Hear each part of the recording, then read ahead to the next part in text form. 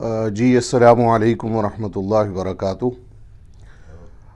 یہ جو اس وقت ایک پریس کانفرنس بلائی گئی ہے وہ حضرت جی مولانا محمد مشتاق صاحب مدہ ذلہ کی زیر قیادت ہے، ان کی زیر صدارت ہے۔ یہ جمعیت علماء اسلام کے پلیٹ فارم سے اور عالمی مجلس تحفظ ختم نبوت کے پلیٹ فارم سے یہ ایک پیغام دینے کے لیے، یہ پیغام جو ہے وہ ہماری تحصیل کی سطح پہ بھی تمام عوام کے لیے بھی ہے اور سیاستدانوں کے لیے بھی ہے، اور قومی سطح پر جہاں تک بھی ہماری آواز پہنچے تو وہاں تک پوری قوم کے لیے اور پوری تمام ملک کے سیاستدانوں کے لیے یہ ایک پیغام ہے۔ تو موجودہ جو سیاسی گہمہ گہمی ہے، انتخابی ماحول ہے اور انتخابی ایک سلسلہ چل رہا ہے پورے ملک کے اندر، جتنے بھی امیدواران ہیں چاہے وہ کسی سیاسی جماعت سے تعلق رکھتے ہوں یا آزاد امیدوار ہوں،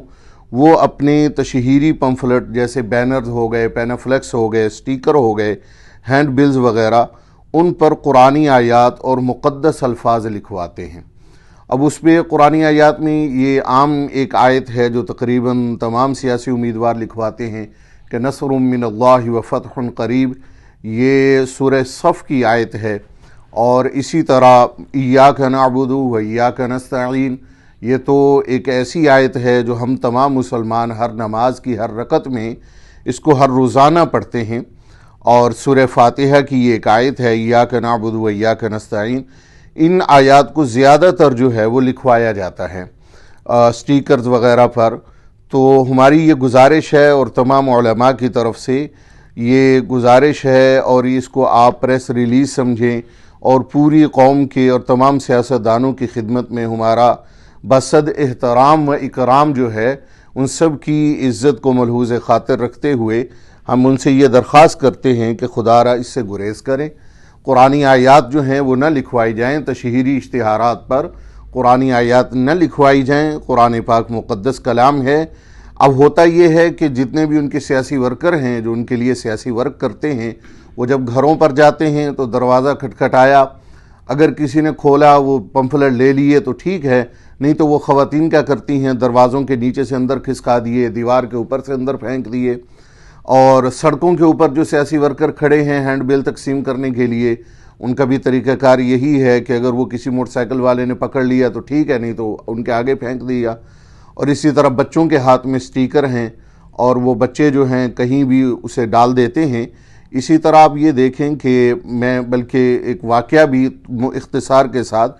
کہ کل پرسوں ایک صاحب جو تھے وہ گدھا ریڑھی چلانے والے ہمارے بھائی، وہ گدھا ریڑھی روک کر زمین پر سے ایک سٹیکر اتارنے کی کوشش کر رہے تھے جو روڈ کے اوپر چپکا ہوا تھا۔